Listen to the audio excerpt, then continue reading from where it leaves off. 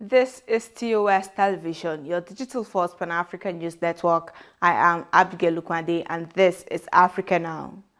A Kenyan-born Bahraini athlete have been found dead in a town in the East African country's west, and the runner's Ethiopian boyfriend is a suspect in her killing, police said on Tuesday. Damaris Mutua's murder follows the killing of another athlete in Kenya, Olympic runner Agnes Tirop, who was found dead stabbed at her home in the same town in October.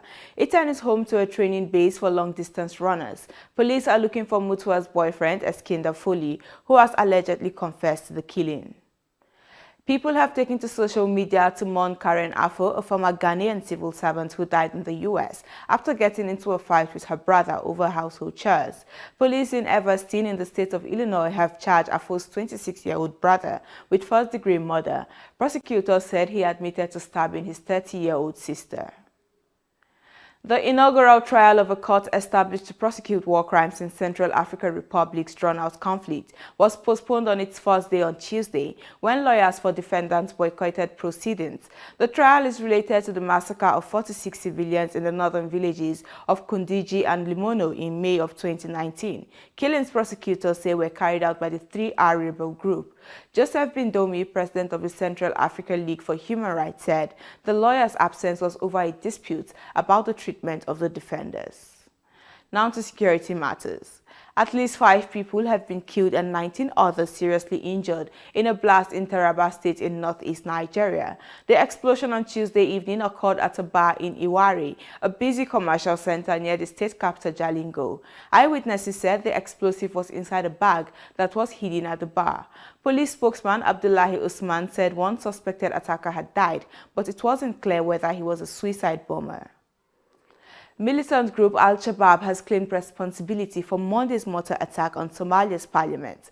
According to officials and eyewitnesses, a single mortar shell landed at the entrance of parliamentary building while the joint parliamentary session was in progress, exploding and injuring several people, including security guards and civilian officials. But none of the members of parliament and senators was injured. This is your digital first Pan-African news network, TOS Television. You're watching Africa Now. Business and more coming your way after the break. Do stay tuned.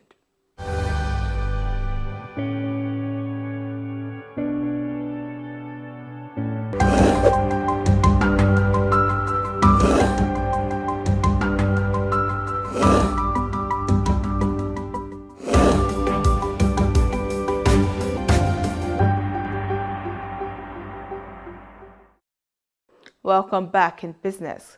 African startups attracted a record of $5.2 billion, bouncing back from a pandemic-induced dip in 2020 with a nearly 5-fold increase in investments, according to data released by an industry group on Tuesday.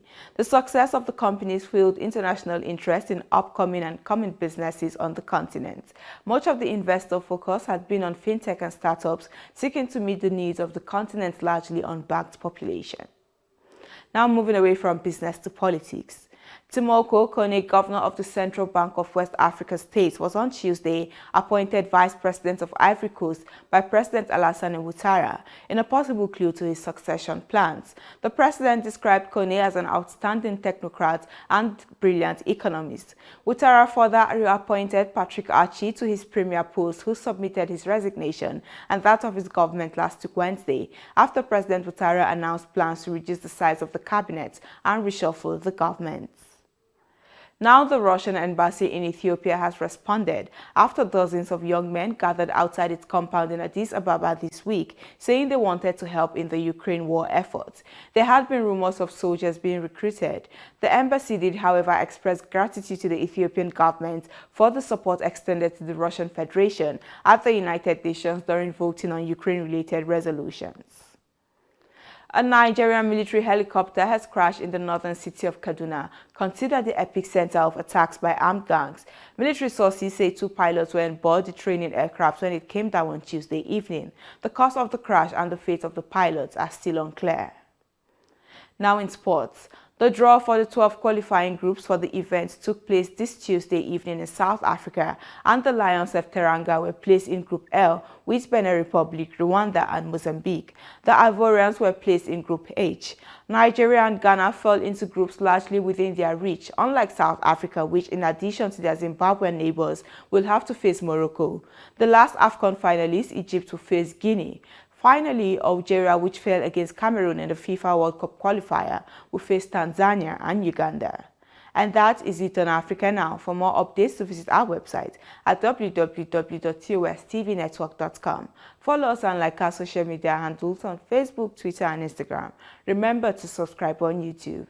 Do stay with us and enjoy more programs on TOS Television Network. I am Abigail Okwade. Thanks for watching.